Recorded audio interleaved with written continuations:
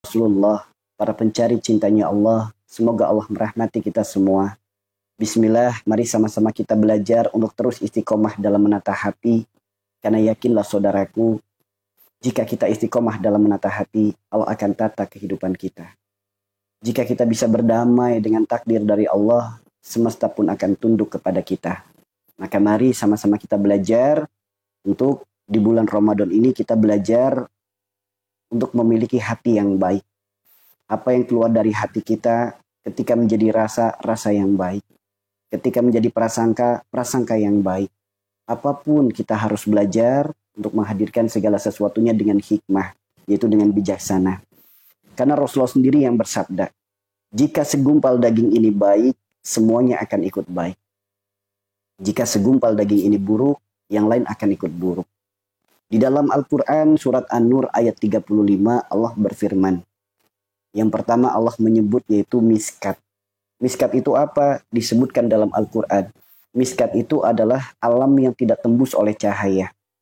Sesuatu yang tidak tembus oleh cahaya adalah sesuatu yang berwujud nyata. Yaitu alam kebendaan, alam ragawi, alam jasmani. Disebut juga dengan alam organ tubuh. Nah, miskat ini dipelajari oleh dunia kedokteran. Makanya dari sini kita tahu yang namanya lambung, yang namanya jantung, yang namanya usus, yang namanya tulang, yang namanya syaraf, yang namanya hidung. Karena kita mengenalnya dari alam miskat, yaitu alam raga. Lambung itu masuknya alam raga. Usus masuknya alam raga. Jantung masuknya alam raga. Begitupun paru-paru itu juga masuknya alam raga. Di dalam miskat tersebut Allah mengatakan lagi, disebutnya yaitu al-jujajah. Karena di dalam alam raga ada satu alam lagi namanya al-jujajah. Apa itu al-jujajah? Yaitu jiwa, akal, hati, dan ruh. Disebutnya yaitu rohani. Di dalamnya rohani ada lagi namanya misbah. Yaitu nurani dan nur ilahi. Ada miskat, ada al-jujajah, ada misbah. Rasulullah bersabda, jika ini baik, semuanya baik. Jika ini buruk, yang lain akan ikut buruk. Orang ketika hatinya baik, maka ruhani dan jasmaninya juga baik. Orang kalau hatinya baik, maka ruhaninya, jasmani itu urusannya apa? Baik itu kesehatan, baik itu penghidupan, baik itu keadaan, baik itu kehidupan kita sendiri, baik itu situasi kita sendiri, maupun keadaan kita sendiri, ini jasmani. Ya, ini jasmani teman-teman. Tapi kalau rohani itu berkaitan tentang perasaan. Kemudian ketika kolbu atau hati ini, nah inilah sumbernya teman-teman. Ya, ketika di dalam hati ini ada penyakit, entah itu iri dengki, hasad, hasut, sombong, ria, ujub, dendam, serakah, dan lain sebagainya. Pasti akan berdampak buruk pada ruhaninya.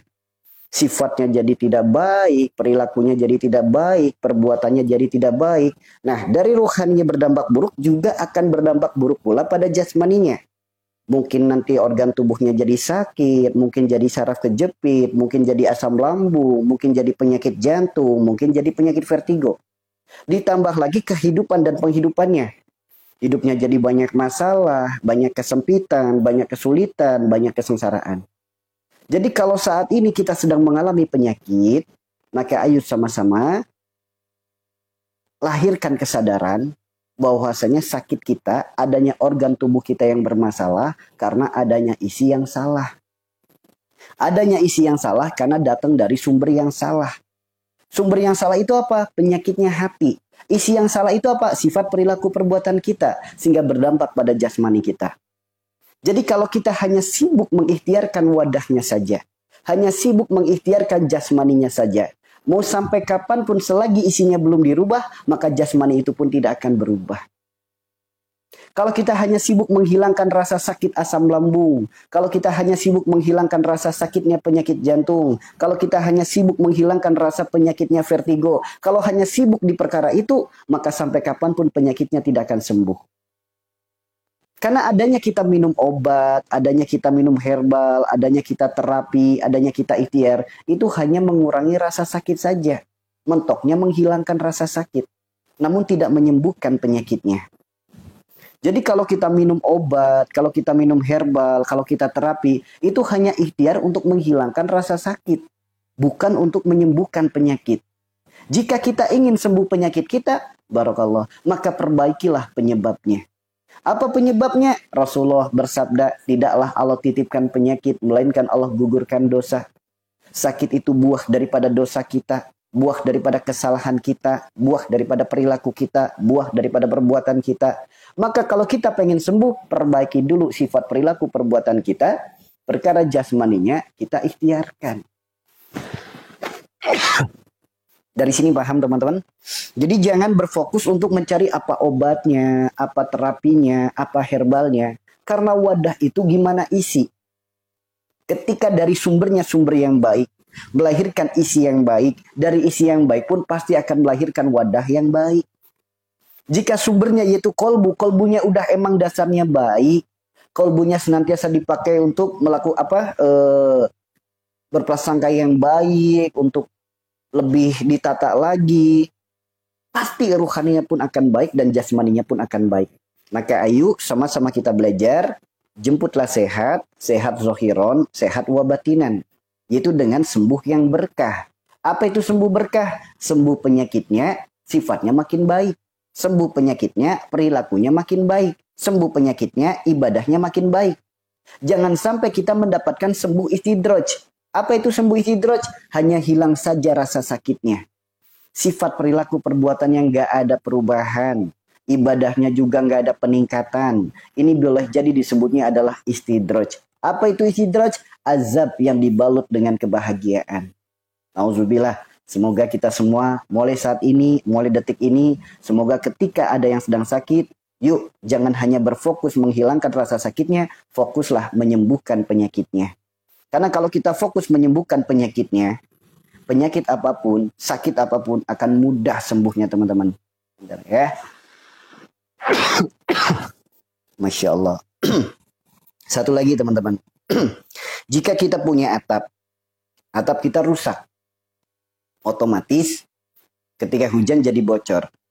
Kalau punya atap yang bocor, kita hanya sibuk cari ember, sibuk cari baskom, ikhtiar beli cat, ikhtiar beli pelapis bocor dan lain sebagainya. Apakah itu menyembuhkan bocornya? Enggak. Mengurangi bocornya iya. Mengurangi dampaknya iya. Meminimalisir efeknya iya. Namun tidak menyembuhkan penyakit bocornya. Kalau kita pengen sembuh bocornya, maka perbaiki atapnya. Jika genteng itu pecah, mau tidak mau kita harus ganti dengan genteng yang baru. Jika genteng itu retak, mau tidak mau kita harus ganti dengan yang baru. Kalau hanya sebatas dikasih pelapis cat anti bocor, ada saatnya nanti dia bocor lagi. Begitupun sama dengan penyakit kita. Kalau kita hanya sibuk mengikhtiarkan dengan cari obat, dengan ikhtiar ke sana kemari, mungkin dengan herbalnya atau mungkin dengan operasinya. Kalau hanya sibuk menghilangkan rasa sakitnya, sampai kapanpun sembuh itu tidak akan kita dapatkan. Hanya hilang rasa sakit saja. Namun kalau kita ingin sembuh, maka perbaikilah penyebabnya. Apa penyebabnya? Rasulullah bersabda, tidaklah Allah titipkan penyakit, melainkan Allah gugurkan dosa. Bahkan rasa sakitnya tertusuk duri, buah daripada dosa. Apalagi sakit yang mungkin sedang kita alami. Mungkin ada sakit ambeien, mungkin ada sakit asam lambung, mungkin ada radang sendi, mungkin ada encok, mungkin ada asam urat, mungkin ada kolesterol, mungkin ada darah tinggi, mungkin ada stroke. Yang rasa sakitnya tertusuk duri saja itu buah daripada dosa. Gerbang daripada dosa adalah sifat perilaku perbuatan. Maka barang siapa yang ingin sembuh dari penyakitnya, maka perbaikilah sifatnya, perbaikilah perilakunya, perbaikilah perbuatannya. Fokus, karena Allah titipkan kepada kita penyakit. Allah bukan sedang nyuruh kita sibuk cari obat. Allah titipkan kepada kita penyakit, Allah bukan sedang nyuruh kita berobat. Allah titipkan kepada kita penyakit, Allah bukan sedang nyuruh kita ikhtiar ke sana kemari. Apalagi bingung apa obatnya, apa terapinya, apa herbalnya. Tidak. Allah menitipkan kepada kita penyakit, Allah bukan sedang menyuruh kita untuk bingung. Allah menitipkan kepada kita penyakit, Allah berpesan. Dalam Al-Quran surat At-Tahrim ayat 8. Teman-teman bisa dibuka pesannya. Apa pesan dari Allah? Ya ayyuhalladzina amanu tubu ilallahi taubatan nasuha. Jadi bagi orang-orang yang merasa dirinya beriman, pesan dari Allah untuk taubat. Apa itu taubat? Mengakui kesalahan. Berjanji untuk tidak mengulanginya lagi. Mohon ampun kepada Allah dan buktikan janjinya dengan istiqomah. Itu namanya taubatan nasuha. Jadi, kalau semisal kita sakit, apapun penyakit kita hanya sibuk nyari obat, tobatnya enggak. Sampai kapanpun enggak akan sembuh penyakitnya, teman-teman. Sampai kapanpun. Karena kalau kita bicara obat, kita bicara sembuh, Allah sendiri juga berfirman dalam Al-Quran surat Asy-Syu'ara ayat 80. Wa idam maritu fahuwa yasfin. Sembuh itu milik Allah. Pertolongan itu milik Allah. Yang maha menyembuhkan itu Allah. Allah di mana? Allah berfirman, aku dekat sedekat urat nadimu. Ada Allah yang maha dekat, maha menyembuhkan. Seharusnya kita mendekati dulu yang maha menyembuhkan. Bukan sibuk ikhtiar ke sana kemarinya dulu. Perbaiki dulu, mendekat dulu, mohon ampunan dulu. Karena sakit adalah bentuk cinta kasih sayang Allah kepada diri kita. Boleh jadi adanya kesalahan yang terus kita lakukan, istighfar kita jarang. Adanya dosa yang sering kita perbuat, taubatnya nggak pernah. Kesalahan dan dosa kita bisa berdampak buruk pada akhirat kita. Allah maha kasih, Allah maha sayang. Allah nggak pengen kita sengsara di alam akhirat, maka selagi di alam dunia kita diberikan teguran. Supaya apa? Supaya eling, supaya sadar. Namun banyak di antara kita begitu dikasih sakit, bukannya menyadari kesalahannya, justru malah sibuk menyalahkannya. Makanan yang disalahkan, tempat tinggal disalahkan, keadaan disalahkan, belum lagi tetangga yang disalahkan, orang lain yang disalahkan. Bahkan detik ini aja masih banyak orang yang menyalahkan pohon depan rumah, baru lewat jembatan yang disalahkan. Allah titipkan kita penyakit, Allah bukan sedang nyuruh kita berprasangka buruk. Melainkan nyuruh kita introspeksi diri. Kebanyakan di antara kita begitu sakit bukan melahirkan introspeksi diri, justru yang dikedepankan prasangka buruknya. Coba kalau kita tiba-tiba diare, munculnya prasangka buruk atau muncul introspeksi? Ya teman-teman, saya tanya teman-teman. Ketika tiba-tiba diare, yang pertama kali muncul di hati kita prasangka buruk dulu atau introspeksi dulu? Kebanyakan di antara kita kalau tiba-tiba diare, munculnya apa? Prasangka buruk dulu. Habis makan apa ya? So, kalau lagi diare, tiba-tiba apa? Prasangka buruk dulu. Ini habis makan apa ya? Perasaan tadi nggak makan apa-apa. Munculnya prasangka buruk nggak? Menyalahkan makanan, dikambing hitamkan. Coba kalau kita tiba-tiba diare, lahirnya introspeksi dulu. Astagfirullahaladzim, ya Allah. Ampuni dosa penyebab diare ini, ya Allah. Ampuni segala kesalahan, segala kekhilafan hamba. Nah itu introspeksi. Coba saya tanya, kira-kira kalau teman-teman tiba-tiba diare, mau lahir prasangka buruk dulu atau introspeksi diri dulu? Selama ini apa coba?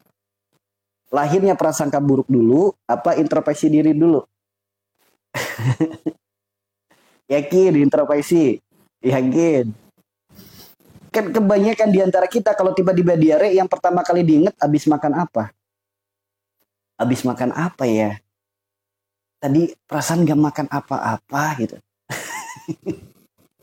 Ya, kebanyakan di antara kita akan lahir prasangka buruk dulu. Hanya sedikit, paling 1% orang yang berprasangka introspeksi diri dulu itu hanya 1%. Kebanyakan tuh akan lahir prasangka buruk dulu. Dan yang harus kita pahami, prasangka buruk itu adalah penyakitnya hati. Prasangka buruk itu adalah penutupnya hati, hijabnya hati.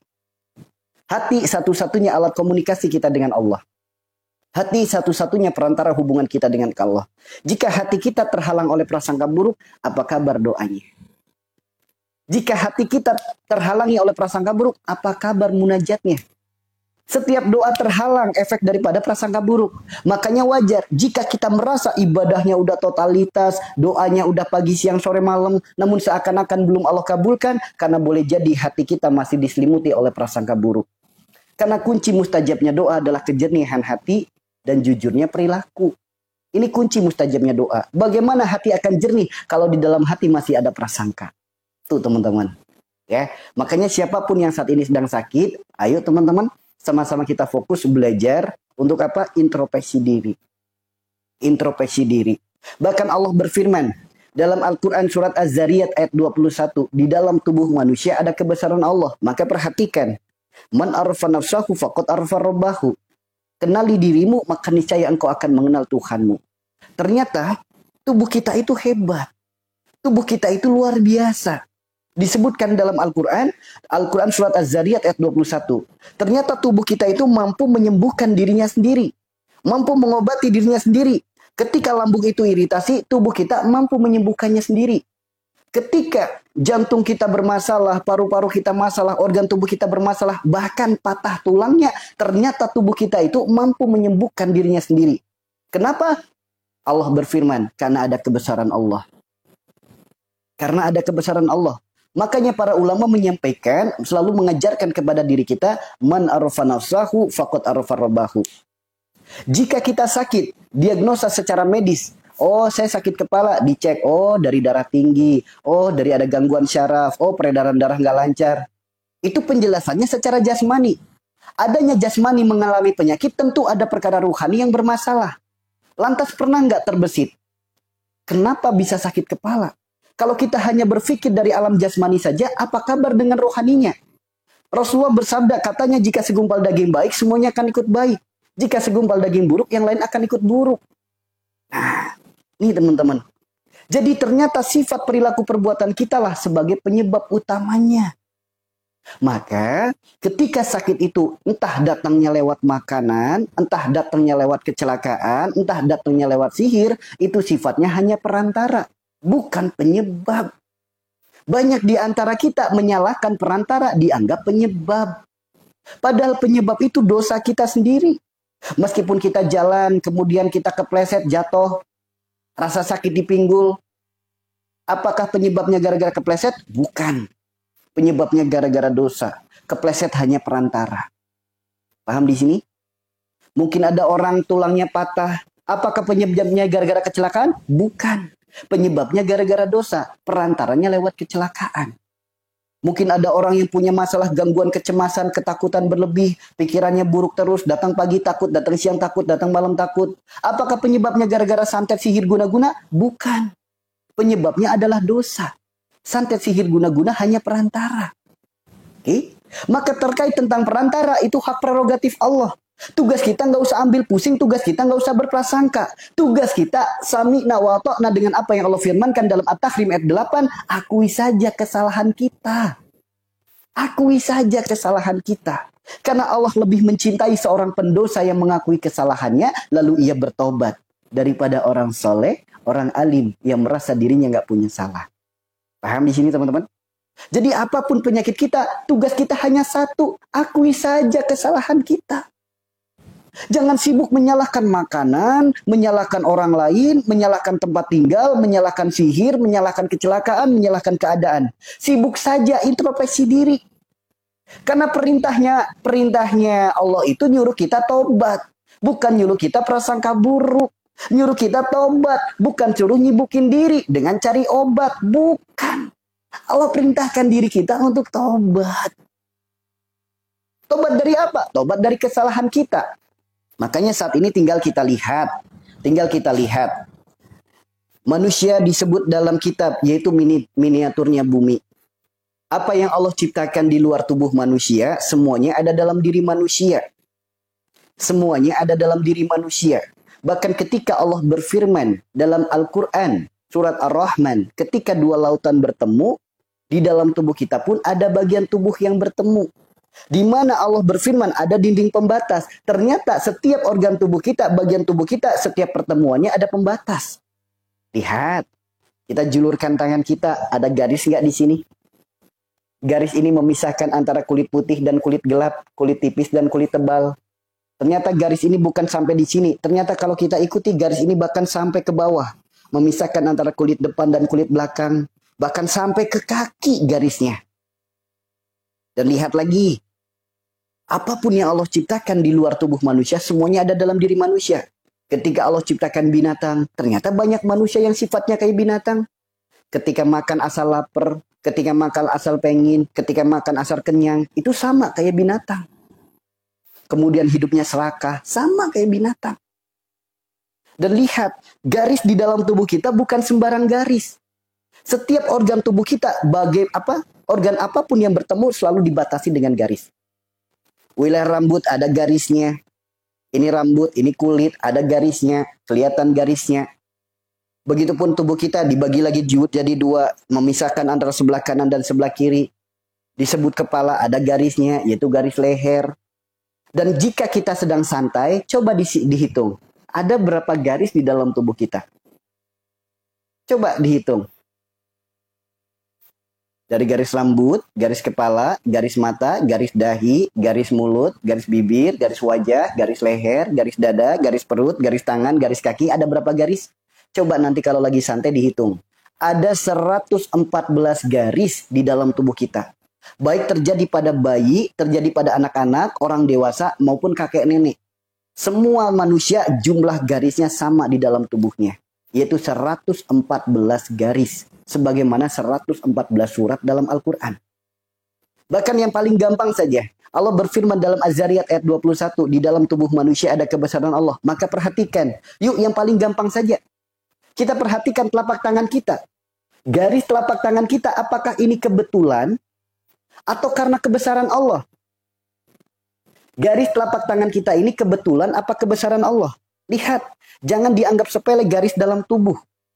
Karena itu sesuatu yang sangat luar biasa. Bahkan dari hal ini bisa menjadi ilmu yang sangat luar biasa. Jika dipelajari oleh dunia medis bisa menjadi alat diagnosa. Sebagai metode diagnosa untuk mengetahui sebuah penyakit. Jika kita melihatnya dari kacamata rohani untuk sebagai alat diagnosa. Untuk kita mengetahui dari mana penyebab penyakit dari kacamata rohani. Lihat.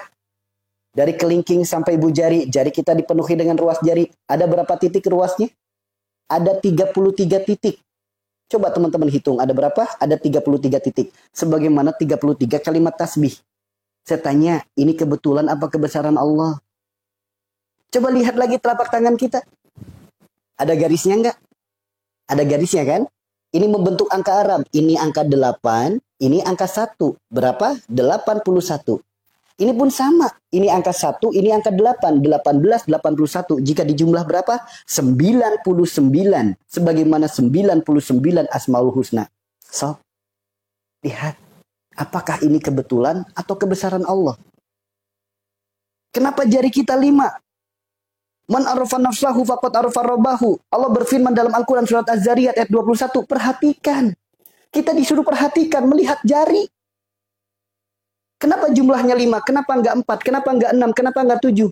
Karena ternyata kalau kita perhatikan, ini bisa membentuk lafaz Arab. Ini bukan cocok logi. Bukan. Allah sendiri yang perintahkan untuk memperhatikan.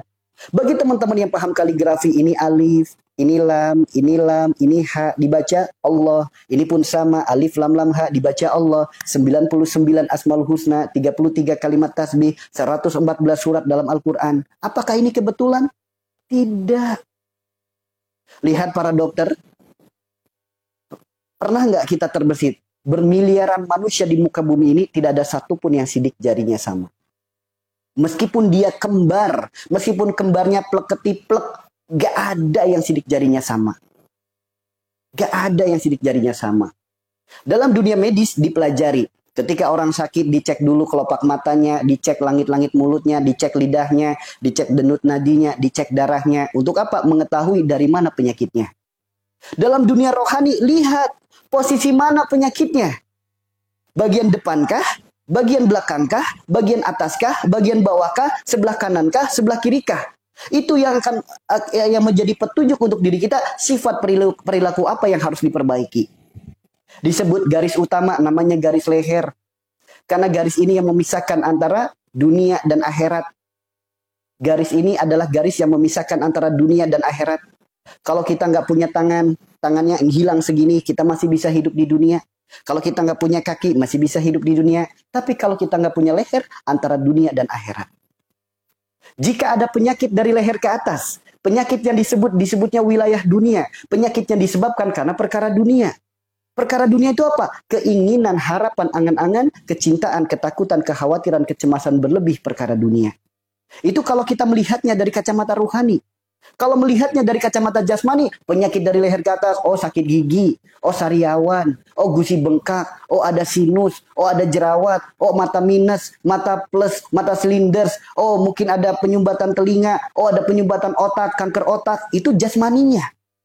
Ruhaninya, ada sifat perilaku perbuatan, panjangnya angan-angan, pola pikir dunia yang berlebih, kemudian bermasalah tentang kecintaan dunia yang berlebih. Nah, penjelasannya seperti apa? Insya Allah nanti pelan-pelan kita jelaskan. Nah, begitu pun penyakit dari leher ke bawah disebutnya wilayah akhirat. Segala penyakit dari leher ke bawah disebutnya wilayah akhirat, yaitu perkara ibadah. Secara jasmani, penyakit jantung, penyakit paru-paru, penyakit lambung, penyakit di tangan, penyakit batu ginjal, batu empedu, usus buntu, kemaluan, penyakit pengapuran, dan lain sebagainya. Itu penjelasannya secara jasmani. Dari mana datangnya sakit perut? Oh, dari asam lambung. Oh, dari batu ginjal. Oh, dari batu empedu. Itu penjelasannya secara jasmani. Penjelasan secara rohani, sifat perilaku perbuatan apa yang harus kita perbaiki? Yang pertama yaitu perkara akhirat, yaitu ibadahnya. Nah, nanti kita jabarkan lagi.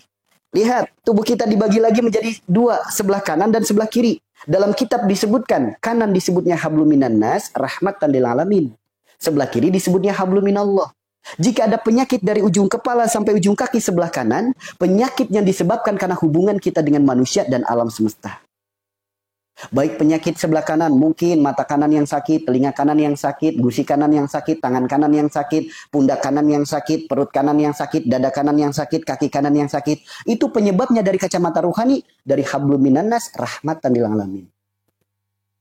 Jika ada penyakit dari ujung kepala sampai ujung kaki sebelah kiri, disebutnya hablum minallah. Yaitu hubungannya dengan Allah. Perkara apa hubungan dengan Allah? Perkara dosa. Saya ambil contoh dulu ya. Yuk. Kita kolaborasikan antara jasmani dan rohani, antara dunia medis dan dunia spiritual. Lihat, saya ambil contoh penyakit stroke. Penyakit stroke. Secara jasmani, orang yang terkena penyakit stroke karena adanya sumbatan di saraf otak. Ada di sini teman-teman yang sedang terkena penyakit stroke? Ada nggak di sini yang sedang terkena penyakit stroke? Lihat, teman-teman pengen hilang rasa sakitnya apa pengen sembuh penyakitnya? Kalau pengen hilang rasa sakitnya, gampang. Kalau pengen menyembuhkan penyakitnya, ayo sama-sama perbaiki. Ada yang terkena penyakit stroke. Lihat, yuk. Secara jasmani, stroke itu karena adanya sumbatan pada saraf otak. Udah pernah CT scan? Benar nggak ada sumbatan di saraf otaknya? Jika otak kanan yang tersumbat, stroke-nya sebelah kiri. Jika otak kiri yang tersumbat, stroke-nya sebelah kanan. Karena pelajaran kelas 4 SD, otak kanan menggerakkan organ tubuh sebelah kiri, otak kiri menggerakkan organ tubuh sebelah kanan. Itu penjelasan secara jasmani atau secara medis. Lihat, dari mana datangnya penyakit stroke secara ruhani.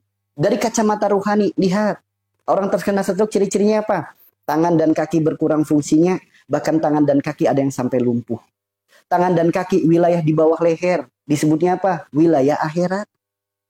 Sebelah kanan disebutnya hablum minan nas, rahmatan lil alamin. Perkara akhirat yang hubungannya dengan manusia itu penyebabnya, itu dosanya.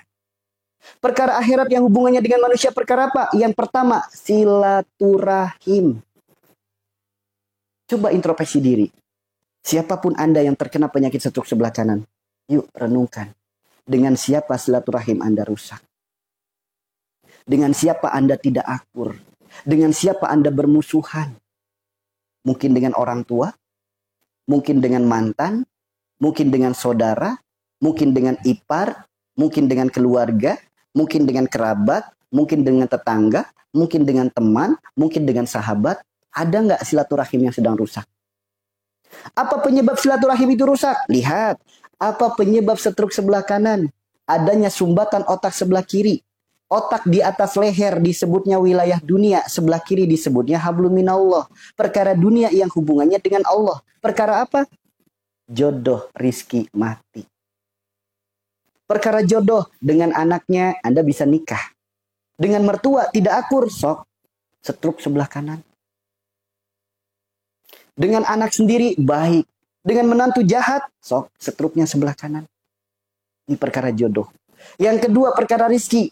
Berawal dari hutang piutang, silaturahim jadi rusak. Berawal dari warisan, silaturahim jadi rusak. Dari perkara duit, silaturahim jadi rusak. Sok, stroke-nya sebelah kanan. Stroke-nya sebelah kanan. Dan yang ketiga perkara mati, ini yang paling berbahaya. Adanya sikap, perilaku, perbuatan, ucapan yang menyakiti hati orang lain. Silaturahim jadi rusak. Kitanya belum minta maaf, orangnya udah mati. Itu akan jadi penyakit stroke yang sulit sembuhnya, teman-teman. Sok, yang punya stroke sebelah kanan. Dengan siapa silaturahim Anda rusak? Maka apa poin yang paling utama yang harus dilakukan? Allah berfirman dalam Al-Quran surat At-Tahrim ayat 8, Ya yuhalladina amanu tubu ilallahi taubatan nasuha. Jika Anda merasa diri Anda beriman, maka ngakuilah kesalahannya, mohon ampun kepada Allah dan perbaiki masalahnya. Jika masalahnya sudah diperbaiki, kitanya sudah minta maaf, perkara orang tersebut memaafkan atau tidak, itu urusan dia dengan Allah. Tugas kita adalah minta maaf. Ketika sudah minta maaf ternyata penyakitnya belum sembuh. Dari mana penyebabnya? Rahmatan lil alamin. Boleh jadi tangan dan kakinya pernah ia pakai untuk membunuh makhluk Allah tanpa menyebut asmanya. Boleh jadi tangan dan kakinya pernah ia pakai untuk melukai makhluk Allah, menyiksa makhluk Allah, menzolimi makhluk Allah, memfitnah makhluk Allah. Atau mungkin rizkinya perantara alam semesta. Mungkin jual beli tanah, jual beli batu, jual beli kayu, jual beli air, jual beli daun, atau mungkin jual beli batu bara, atau mungkin jual beli emas. Tapi sodakohnya kurang. Lihat, sebelah kanannya langsung sakit. Perhatikan teman-teman. Ini kalau kita melihat penyakit dari kacamata ruhani. Karena Rasulullah sendiri yang bersabda, tidaklah Allah titipkan penyakit, melainkan Allah gugurkan dosa. Gerbang daripada dosa adalah sifat perilaku perbuatan. Dari sifat perilaku perbuatan seperti itulah terjadinya penyakit stroke sebelah kanan. Kalau penyebabnya dari dosa, maka gerbang utamanya adalah taubat. Jalan sembuhnya adalah taubat. Makanya Allah titipkan kepada kita penyakit, tidak ada satupun ayat yang Allah nyuruh kita berobat. Allah hanya berpesan kepada kita untuk taubat. Tuh teman-teman. Paham di sini? Bagaimana kalau stroke-nya sebelah kanan? Sebelah kiri. Tadi sebelah kanan, sekarang sebelah kiri. Tangan dan kaki berkurang fungsinya, bahkan tangan dan kaki ada yang sampai lumpuh. Tangan dan kaki wilayah di bawah leher disebutnya wilayah akhirat. Sebelah kiri disebutnya hablum minallah. Perkara akhirat yang hubungannya dengan Allah. Perkara apa? Adanya perjalanan hidup yang melahirkan dosa. Dosa apa? Dalam kitab disebutkan yang paling pertama adalah kemunafikan. Yang kedua, kemusyrikan. Yang ketiga, kemaksiatan. Yang keempat, kezoliman. Yang kelima, kesombongan. Yang keenam, riba. Adanya dosa-dosa itu yang pernah dilakukan sehingga muncullah penyakit stroke sebelah kiri. Kenapa melakukan dosa itu? Lihat, stroke sebelah kiri apa penyebabnya secara jasmani? Adanya sumbatan di otak sebelah kanan. Otak di atas leher disebutnya dunia. Sebelah kanan disebutnya hablum minanas. Perkara dunia yang hubungannya dengan manusia. Perkara apa? Harta, tahta, keluarga. Demi harta, banyak gak yang melakukan kemusyrikan? Banyak. Demi tahta, banyak gak yang melakukan kemunafikan? Banyak. Demi keluarga, banyak gak yang melakukan riba? Banyak. Maka kalau pengen sembuh, ingat petunjuk dari Allah. At-Tahrim ayat 8, Allah perintahkan diri kita ngakuin kesalahan. Mohon ampun kepadanya, berjanji untuk tidak mengulanginya. Maka mohon ampunlah kepada Allah. Ketika kita sudah mengakui kesalahan, kemudian kita mengakui dosa-dosa kita, menangis yang lirih dalam keheningan malam, bermunajat, cukup alam semesta yang menjadi saksinya, malaikatnya mengaminkan doanya. Akui kesalahan kita. Ya Allah, hamba akui ya Allah. Semua penyakit ini karena dosa-dosa hamba. Semua masalah dalam hidup ini karena dosa-dosa hamba. Hamba mohon ampunanmu ya Allah. Hamba bertobat kepadamu ya Allah. Di sisa usia hamba berilah hamba kesempatan untuk hamba bisa memperbaiki diri ini. Engkaulah Rabb yang maha baik, maha cinta, maha kasih, maha sayang, maha menyembuhkan. Hamba mohon bimbinglah langkah kaki hamba untuk mendapatkan sembuh yang berkah darimu. Sembuh yang kau ridhoi, sembuh yang melahirkan ketaatan hamba kepadamu. Allah turun ke langit bumi di sepertiga malam. Siapa yang meminta ampunan Allah ampuni. Siapa yang meminta Allah beri. Siapa yang memohon Allah kabulkan. Jika kita minta ampun Allah ampuni. Kita minta Allah beri. Kita memohon Allah kabulkan. Jika kita mohonnya kesembuhan, apapun jalan sembuhnya Allah akan mudahkan teman-teman. Andaikan sembuhnya harus lewat obat, harus lewat herbal, harus dengan terapi, Allah akan pertemukan dengan yang terbaik. Andaikan sembuhnya harus lewat dokter, harus lewat ustadz, harus lewat kiai, harus lewat saudara, Allah akan pertemukan dengan yang terbaik. Karena jika Allah sudah menghendaki sembuh, satu butir nasi yang kita makan bisa jadi jalan sembuh. Jika Allah sudah menghendaki sembuh, seteguk air yang kita minum bisa jadi jalan sembuh. Karena bagi Allah tidak ada yang mustahil jika Allah sudah ikut andil. Menciptakan langit tanpa tiang saja Allah mampu, apalagi hanya sebatas menyembuhkan penyakit kita. Mengubah malam jadi siang saja Allah sanggup, apalagi hanya mengubah dari sakit menjadi sehat. Maka jangan pernah putus asa dengan rahmat Allah. Manusia punya doa, Allah yang punya takdir. Manusia punya ikhtiar, Allah yang punya hasil. Manusia punya kendala, Allah yang punya kendali. Jika Allah sudah ikut andil, yakinlah tidak ada yang mustahil. Sebagai sunatullah, ikhtiarkan jasmaninya. Apa ikhtiarnya jasmani? Ada dua. Yang pertama medis, yang kedua alternatif. Selain daripada itu saran saya hindari. Yang pertama medis, yang kedua alternatif. Selain daripada itu saran saya hindari. Kenapa? Dikhawatirkan cenderung kepada kemusyrikan. Cenderung kepada kemusyrikan. Lihat, secara medis kita bisa ke dokter, mungkin dengan obat-obatannya, mungkin dengan operasinya. Secara non medis atau alternatif, mungkin bisa dengan herbalnya, mungkin dengan terapinya. Selain daripada itu, saran saya hindari. Ikhtiar apapun diperbolehkan selagi tidak keluar syariat agama. Jika keluar dari medis dan alternatif, dikhawatirkan keluar syariat agama. Nanti Anda diiming-imingi sembuh instan dengan dianggap penyakitnya akan dipindah ke kambing, penyakitnya akan dipindah ke kelapa, penyakitnya akan dipindah ke telur. Jangan percaya ikhtiar yang seperti itu. Cukup dua ikhtiar yang aman. Pertama medis, kedua alternatif. Alternatif bisa dengan herbalnya, bisa dengan terapinya. Medis bisa dengan obatnya, bisa dengan operasinya. Namun kalau selain daripada itu dikhawatirkan justru nanti Anda akan ini bukan dodol jamu, Ibu. Ini justru Anda akan dikhawatirkan akan menjerumus kepada kemusyrikan. Nanti diiming-imingi penyakit akan dipindah ke kambing, penyakitnya akan dipindah ke telur, penyakitnya akan dipindah ke ke ayam dan lain sebagainya. Itu jangan percaya yang seperti itu. Jangan percaya yang seperti itu. Oke? Maka silakan ikhtiarkan. Jika kita melihat dalam Al-Quran, dalam sunnah Nabi kita, apa ikhtiar untuk orang-orang yang terkena penyakit stroke? Disebutkan dalam kitab Tibbun Nabawi, Rasulullah bersabda, semua penyakit ada obatnya, dan sebaik-baik pengobatan adalah hijamah. Apa itu hijamah? Berbekam. Kalau operasi goib itu gimana? Gak ada operasi goib, teman-teman. Gak ada. Karena Allah sendiri yang berfirman, gak ada orang yang mengetahui yang goib. Bahkan Rasulullah saja diberikan nasihat oleh Allah ketika ada yang bertanya tentang goib, itu urusan Allah. Aku nggak tahu, aku hanya dikasih tahu sedikit. Zaman sekarang ada orang operasi goib. Jangan percaya gitu-gituan, teman-teman. Jangan percaya dengan gitu-gituan. Ingat, manusia punya doa, Allah yang punya takdir. Manusia punya ikhtiar, Allah yang punya hasil. Manusia punya kendala, Allah yang punya kendali.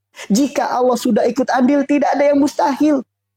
Tugas kita bukan sibuk mencari ikhtiarnya. Tugas kita adalah Pak, siap nggak memperbaiki kesalahannya. Perkara ikhtiar, Allah berfirman, Rabbana ma khalaqta hadza batila. Tidak ada satupun yang Allah ciptakan sia-sia. Allah ciptakan langit bumi beserta isinya untuk bertasbih kepada Allah dan silakan diambil manfaatnya. Jadi apapun unsur alam bisa dijadikan jalan ikhtiar. Makanya nggak usah repot-repot mencari yang aneh-aneh. Hidup cuma sekali. Udah mah penyakit nggak sembuh, jangan ikhtiar kepada yang hal-hal yang aneh. Udah mah sulit makin gitu, teman-teman. Oke, udah. Kalau memang mengaku dirinya beriman, ikuti petunjuk agamanya. Jangan ambil aturan baru. Jika aturan orang lain Anda pakai, aturan Allah Anda tinggalkan. Apakah itu disebutnya orang waras? Tidak, teman-teman. Oke? Tidak, teman-teman. Ya. Seperti itu, teman-teman. Oke, jadi tugas kita adalah akui dulu kesalahan. Perkara ikhtiar itu hanya sunatullah. Bukan dari ikhtiar itu penyakit kita sembuh. Karena ridho Allah lah penyakit kita sembuh. Oke, luruskan akidah. Oke, teman-teman. Jangan meyakini gara-gara obat ini penyakit saya sembuh. Gara-gara terapi ini penyakit saya sembuh. Jangan. Itu kemusyrikan. Itu bagian daripada syirik. Jangan. Allah yang menyembuhkan. Ya, seperti itu ya. Oke. Tadi ada pertanyaan. Bagaimana kalau tentang gatel? Gatel itu ada dua. Kalau gatel kan bisa di tangan, bisa di kaki, bisa di seluruh tubuh. Kalau tadi kan sebelah kanan, sebelah kiri, atas, bawah, gitu kan?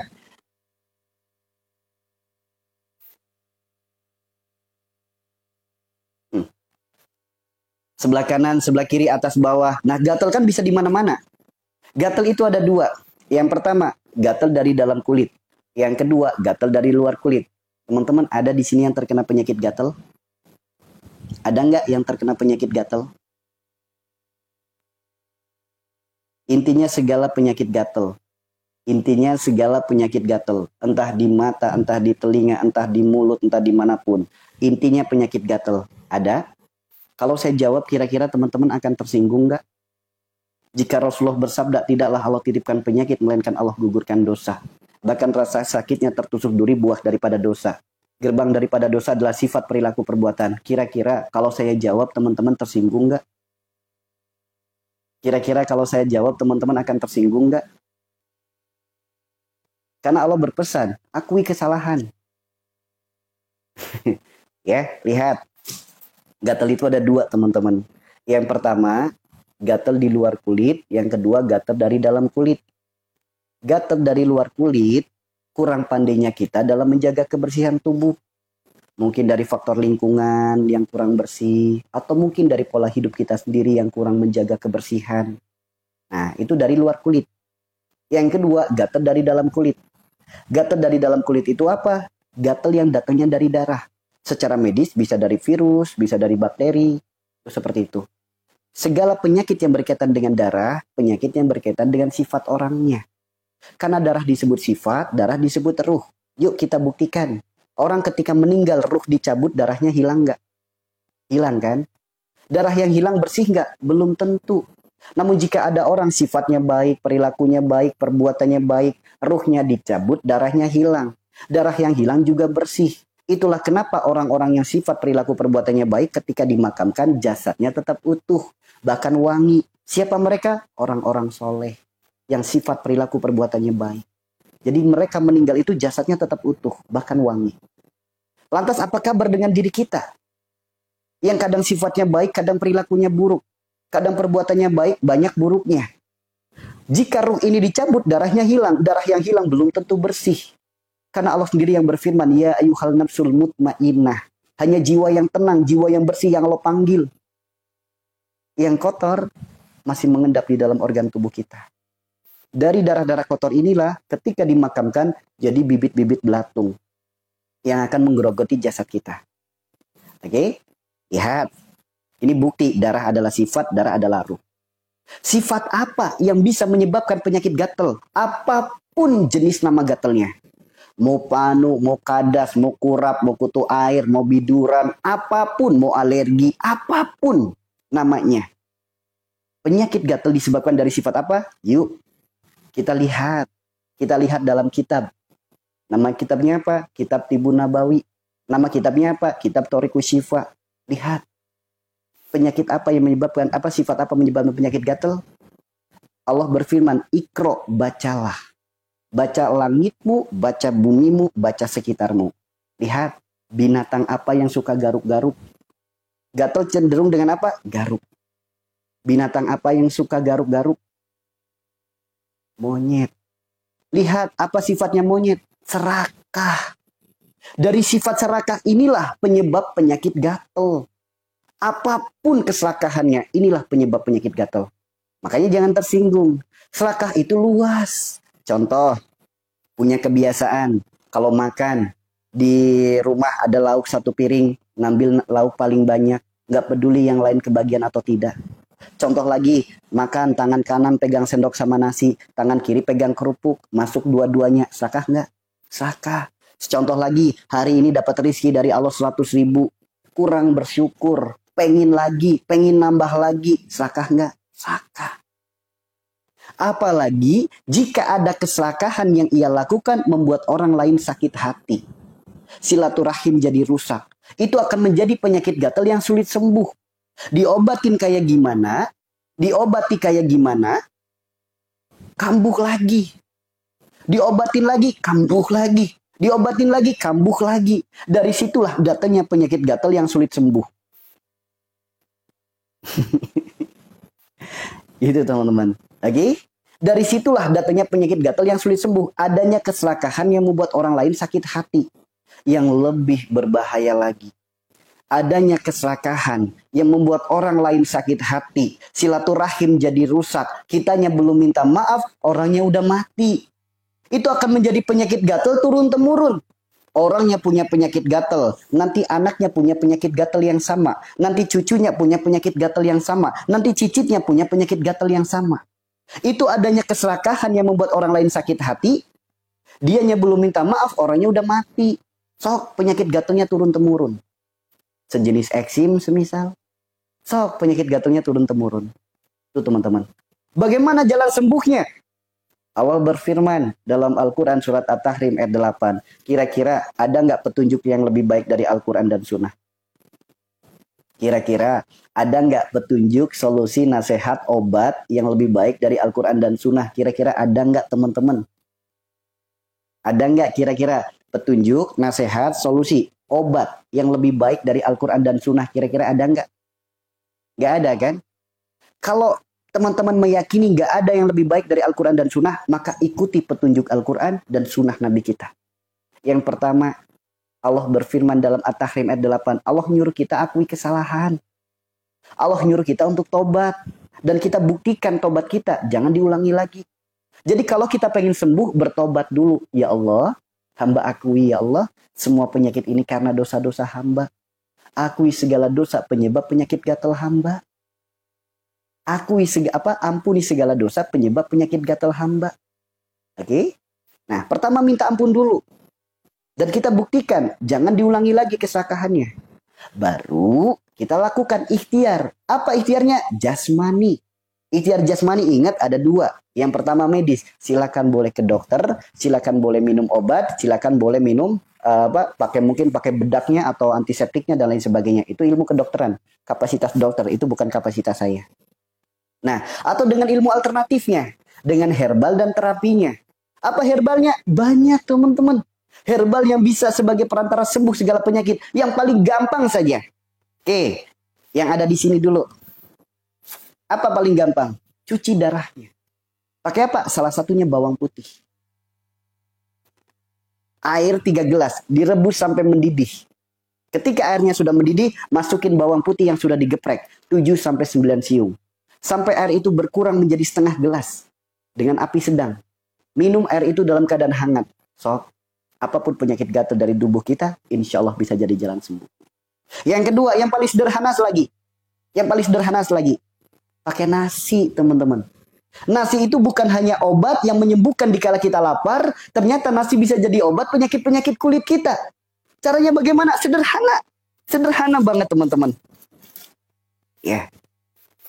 Misal, ini kertas nasi ya. Atau mungkin daun pisang deh yang paling gampang. Teman-teman ambil nasi yang baru matang 1 sendok. Taruh. Diratakan. Ditaburin garam Himalaya kalau punya. Kalau nggak punya pakai garam krosok atau garam kasar. Kalau nggak ada garam, udah nasi aja. Garam dapur bisa nggak? Nggak bisa. Karena garam dapur yang meja-meja itu bukan garam. Ya, melainkan kimia. Tempelkan di lidah bukan asin. Pahit, lama-lama jadi asin. Sedangkan garam asli dari laut, tempelkan di lidah asin, lama-lama jadi manis. Ini perbedaan antara garam yodium dan non-yodium. Oke? Nah, kemudian gulung. Ya. Ya, digulung. Lalu tiupkan. Keluar uapnya, arahkan uapnya ke yang gatel. Jika area yang sulit dijangkau, minta tolong pasangannya. Tolong tiupin.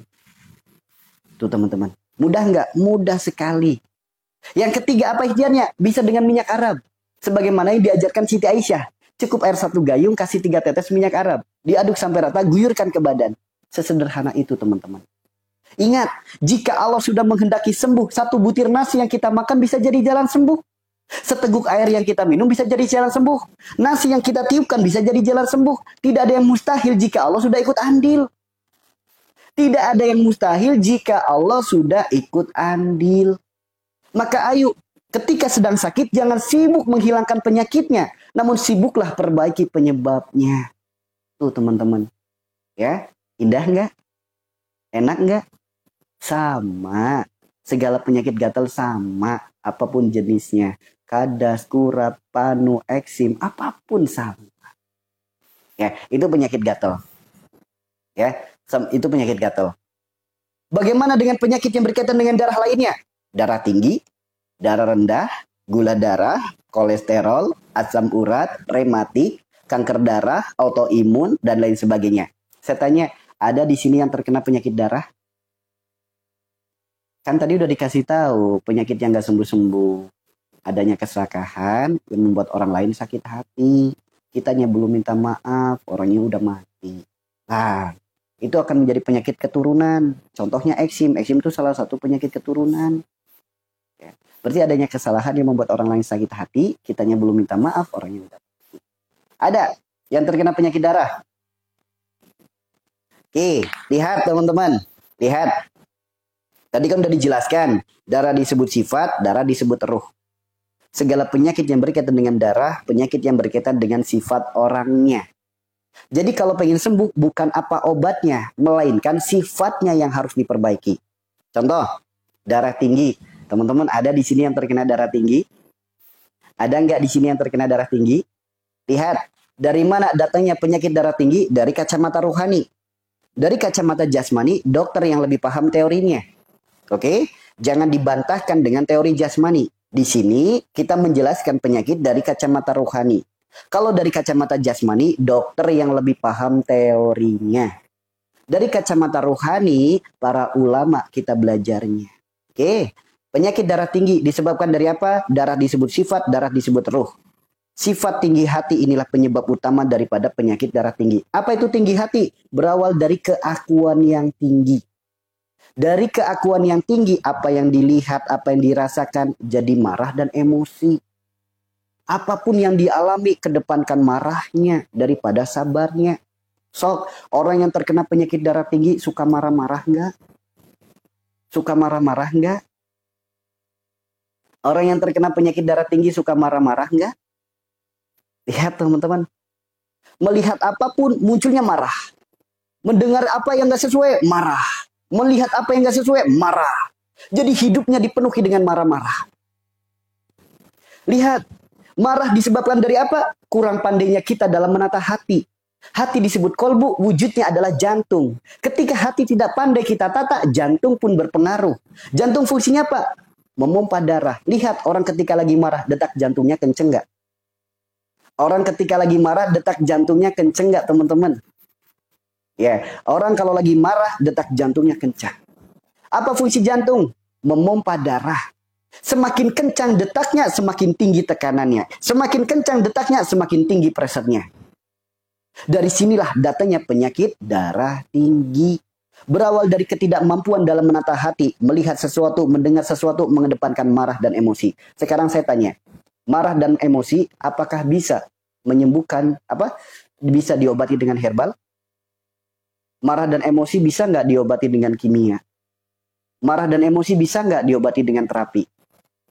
Emang bisa orang lagi marah-marah dikasih obat marahnya sembuh? Bisa? Nggak bisa. Makanya sampai detik ini, dunia medis mengklaim darah tinggi adalah penyakit yang tidak bisa disembuhkan. Karena tidak ada obat yang bisa menyembuhkan penyakit darah tinggi. Sifatnya obat hanya apa? Membantu melancarkan peredaran darahnya. Menghilangkan sensasi dari efeknya. Jadi darah tinggi kalau pengen sembuh, kedepankan sabarnya daripada amarahnya. Terbukti dengan ayat Allah. Apa solusinya? Wasta'inu bisobri wassalat. Minta pertolongan kepada Allah, awali dengan sabar dulu. Lalu salat. Apa itu salat? Mencegah perbuatan keji dan mungkar. Jadi kalau kita pengen sembuh dari penyakit darah tinggi, latih. Apa yang kita lihat, lahirkan kesabaran. Apa yang kita dengar, lahirkan kesabaran. Kenapa harus sabar? Allah yang berfirman, Innallaha ma'as-sabirin. Sesungguhnya Allah bersama dengan orang-orang yang sabar. Jadi jika kita bersama dengan Allah, Allah buka segala kebaikan, Allah tutup segala keburukan. Namun jika kita memilih untuk marah, itu kita sedang memilih menjauh dari Allah. Allah buka segala keburukan, Allah tutup segala kebaikan. Lihat. Kalau kita lagi marah kepada pasangan, segala keburukan terbuka, segala kebaikan tertutup. Kebaikan pasangan, ada nggak yang terlintas di hati teman-teman, di benak teman-teman ketika lagi marah? Ada nggak? Padahal menikah udah bertahun-tahun, perjuangan kebaikannya udah seabrek-abrek, nggak bisa dihitung. Tapi ketika lagi marah, nggak ada satupun kebaikan yang terlihat. Munculnya hanya keburukan saja yang diingat. Namun begitu istighfar, muncul kebaikannya. Terbukti enggak? Orang ketika marah, segala kebaikan tertutup, segala keburukan terbuka. Ya, jadi kalau kita pengen sembuh dari penyakit darah tinggi, yuk kedepankan sabarnya daripada marahnya. Bagaimana caranya? Latih dan paksakan diri kita untuk dilatih, untuk sabar. Karena bagaimana mungkin akan bisa sabar ketika kita sendiri tidak mau berlatih. Latih. Yang biasanya melihat sesuatu nggak pas emosi, sekarang latih astagfirullah. Yang biasanya mendengar sesuatu jadi marah dan emosi, sekarang latih astagfirullah. Nanti sembuh darah tingginya. Ikhtiarnya perkara jasmani, silakan kalau mau minum obat. Silakan kalau mau minum herbal, silakan kalau mau terapi. Karena adanya obat herbal dan terapi hanya untuk mengurangi rasa sakitnya, bukan untuk menyembuhkan penyakitnya. Allah tidak akan merubah suatu kaum sebelum ia merubah dirinya sendiri. Kalau pengen sembuh, maka berubah. Yang dulunya hobi marah-marah, sekarang latih untuk sabar. Gitu ya. Itu darah tinggi. Lantas bagaimana kalau darah rendah? Sok, di sini ada yang terkena penyakit darah rendah? Ada nggak di sini yang terkena penyakit darah rendah? Ada nggak? Banyak nggak coba? Biasanya perempuan loh yang paling banyak. Biasanya perempuan yang paling banyak. Ada. Dari kacamata rohani, dari mana datangnya penyakit darah rendah? Dari mana datangnya penyakit darah rendah? Dari sifat hati yang lemah. Sehingga menghasilkan mental juga lemah. Orang yang hatinya lemah, mentalnya lemah, orang yang cenderung sulit bahagia. Kenapa? Karena ia menempatkan kebahagiaannya pada mulut orang lain. Ia menempatkan kebahagiaannya pada sikap perilaku perbuatan orang lain. Jika ada orang ucapannya nggak pas sedikit dengan kita, langsung tersinggung, langsung baper, langsung sedih, langsung nangis, merasa tersakiti. Jika ada orang sikap perilaku perbuatannya nggak pas sedikit ke kita, langsung tersinggung, langsung baper, langsung sedih, langsung nangis, langsung ke batin, merasa tersakiti. Sok, yang terkena penyakit darah rendah, baperan nggak? Gampang sedih nggak? Gampang nangis nggak? Gampang sekali merasa tersakiti nggak? Ayo, yang punya penyakit darah rendah. Sekarang saya tanya teman-teman, baperan kira-kira bisa sembuh nggak dengan herbal? Baperan kira-kira bisa sembuh nggak dengan terapi? Baperan kira-kira bisa sembuh nggak dengan obat kimia? Gak bisa kan? Maka mau Anda makan daging seabrek-abrek, mau minum obat anemia seapotek, mau diterapi seluruh terapis didatangi, gak akan sembuh penyakitnya kalau sifat Anda masih baperan. Menempatkan kebahagiaan pada mulut orang lain, pada sikap perilaku perbuatan orang lain. Itu teman-teman. Jadi kalau ada orang ucapannya gak pas sedikit, memilih untuk sakit hati, kecewa, baper, sedih, nangis. Ada suami sikapnya gak pas sedikit, langsung tersinggung, baper, sedih, nangis. Masak dari pagi sampai sore dengan harapan makanan itu dimakan lahap oleh suami. Ternyata begitu suami pulang kerja, nyicip doang, pamit tidur. Baper. Kemudian ada mertua datang, pengen masak, nanya doang, "Do, di mana garamnya?" Timbang nanya garam doang, baper. Ya. Ya teman-teman ya. Gitu. Makanya Mbak, mulai saat ini, yuk jangan gampang baperan. Ngomong mah gampang, soalnya kamu nggak ngerasain apa yang aku rasakan. Ingat, siapapun yang julid sama kita, belajar hiduplah sabodo teing. Kalau kita belajar hidup bodoh teing, belajar hidup bodoh amat, sok sembuh nanti darah tinggi, darah rendahnya. Orang mau berucap apa, orang mau bersikap apa, berperilaku apa, mau menyikapi kita seperti apa, bodoh amat. Itu urusan dia dengan Allah. Ketika ada orang yang nyakitin, ada orang yang mengecewakan, ada orang yang bikin kita sakit hati, Allah berfirman dalam Muzammil, sabar, tinggalkan dengan cara yang baik. Cukup aku, kata Allah, yang akan ngurusnya. Kenapa kita disuruh untuk sabar? Kenapa kita disuruh untuk meninggalkan yang dengan cara yang baik? Ketika kita sabar, kita bersama dengan Allah. Allah buka segala kebaikan, Allah tutup segala keburukan. Segala aib ditutup, segala kebaikan Allah berikan. Itu kalau sabar. Kemudian Allah perintahkan, tinggalkan dengan cara yang baik. Kenapa kita harus meninggalkan orang-orang seperti itu dengan cara yang baik? Karena kita hanya diberikan oleh Allah dua tangan. Dua tangan ini tidak akan mungkin mampu menutup mereka orang yang julid. Dua tangan ini tidak akan mungkin mampu menahan mereka untuk berbuat buruk. Tapi dua tangan ini masih bisa kita pakai, tutup telinga kita untuk tidak mendengarkan perkataan mereka. Angkat kedua tangan kita, doakan kebaikan untuk mereka. Allah berfirman, balaslah keburukan dengan kebaikan. Dan doa orang yang terzolimi, orang yang tersakiti, doanya ijabah. Kalau ada momen emas untuk mendoakan kebaikan, segala doa diijabah, kenapa memilih untuk sakit hati? Kalau ada momen emas segala doa diijabah, kenapa memilih untuk merasa tersakiti? Hayu teman-teman. Ada momen emas di saat doa diijabah, kenapa memilih sakit hati? Rugi teman-teman, rugi. Ya, siap, siap Bu Wil. Ya, jadi rugi. Ada momen emas segala doa dijabah. Kita memilih untuk sakit hati. Karena gini teman-teman, tentang hidup itu, segala sesuatu itu gimana kitanya.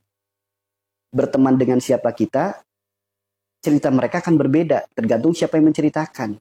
Dan kita nggak perlu buang-buang energi menjelaskan akan siapa diri kita. Karena bagi para pecinta tidak peduli dengan kekurangan kita, bagi para pembenci tidak peduli dengan kebaikan kita. Maka kunci yang paling utama, jadilah orang yang baik karena Allah dan untuk Allah. Jangan mengharap ingin dipuji, jangan mengharap ingin dibaiki. Apa sih manfaatnya kita mengharapkan pujian? Karena dengan kita mengharapkan pujian, akan melalaikan siapa diri kita, melupakan akan siapa diri kita. Karena sesungguhnya yang layak dipuji hanyalah Allah Subhanahu wa Ta'ala. Semakin banyak orang tepuk tangan, semakin banyak nyamuk yang mati. Semakin kita berharap pujian, berharap kebaikan dari orang lain, semakin rendah darah kita, semakin terpuruk kondisi kita. Begitu teman-teman. Paham di sini? Paham? Nah, lihat. Dari darah tinggi, dari darah rendah, terkadang apa? Melahirkan sakit kepala. Iya enggak? Melahirkan sakit kepala. Dari darah tinggi, dari darah rendah, terkadang apa? Melahirkan rasa sakit kepala. Gampang kelayangan, gampang migrain, gampang vertigo, gampang panas kepalanya, iya enggak? Bagaimana ikhtiarnya? Diajarkan Rasulullah, cukup tempelkan tangan di bagian tubuh yang sakit akan berkurang penyakitnya. Bahkan bisa sembuh penyakitnya. Caranya bagaimana? Pengen tahu nggak? Di saat lagi lemes, di saat lagi sakit kepala, di saat lagi migrain, di saat lagi vertigo. Ternyata Rasulullah itu mengajarkan diri kita cukup tempelkan tangan di bagian tubuh yang sakit akan berkurang penyakitnya. Kenapa bisa seperti itu? Dijawab oleh Allah dalam Az-Zariyat ayat 21. Karena di dalam tubuh kita ada kebesaran Allah. Teman-teman pengen tahu nggak?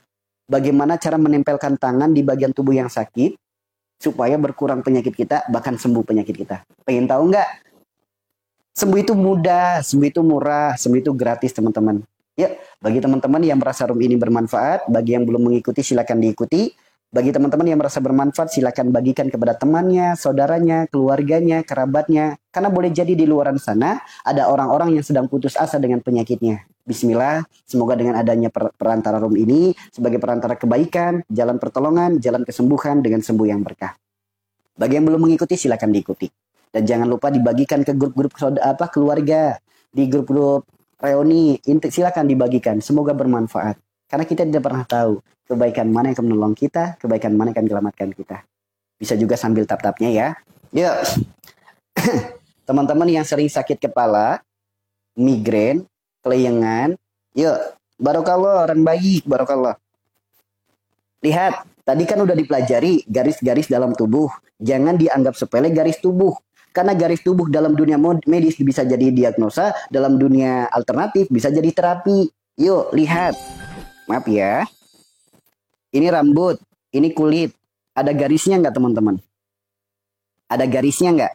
Ini rambut, ini kulit. Ada garis yang memisahkan antara rambut dan kulit. Nah, kita sentuh tepat di garisnya sini. Teman-teman praktekin yuk, ikuti. Nanti teman-teman jadi sama-sama merasakan, teman-teman nanti jadi sama-sama melihat kedahsyatan daripada apa yang Allah firmankan, daripada apa yang Rasulullah ajarkan. Dahsyat teman-teman. Jadi Islam itu indah, sembuh itu mudah, murah dan gratis. Cukup gini aja. Dah di sini udah. Ikuti doa. Doanya diajarkan langsung oleh Rasulullah. Apa doanya? Ikuti yuk. Bismillah. Bismillah. Bismillah. A'udzubillahi wa qudratihi min syari ma'ajidu wa uhadiru. Sekarang ikuti garisnya dengan telunjuk agak sedikit ditekan. Kemudian sampai depan telinga. Di depan telinga tutup lubangnya dari luar. Ucapkan innalillahi wa inna ilaihi rajiun. Tarik ke belakang yang kencang. Sok. Seketika kepala bagian ini langsung enteng, langsung hangat, keluar keringat hangat, sampai ke leher, sampai ke punggung, sampai ke bawah. Sok, praktekin langsung. Kepala ini doang yang langsung enteng, langsung hangat, keluar keringat hangat, ada juga yang merinding dan sendawa. Sok, buktikan. Buktikan teman-teman. Buktikan. Ini sebelah kiri, yang sebelah kanan juga boleh. Nggak hafal doanya, cukup innalillahi. Yuk, sini. Ikuti garisnya. Sampai depan telinga. Tutup lubangnya. Innalillahi wa inna ilaihi rajiun. Tarik. Enteng kepalanya, enteng pundaknya, segar badannya, bahkan keluar keringat hangat, merinding, dan lain sebagainya. Sob, udah dipraktikin belum?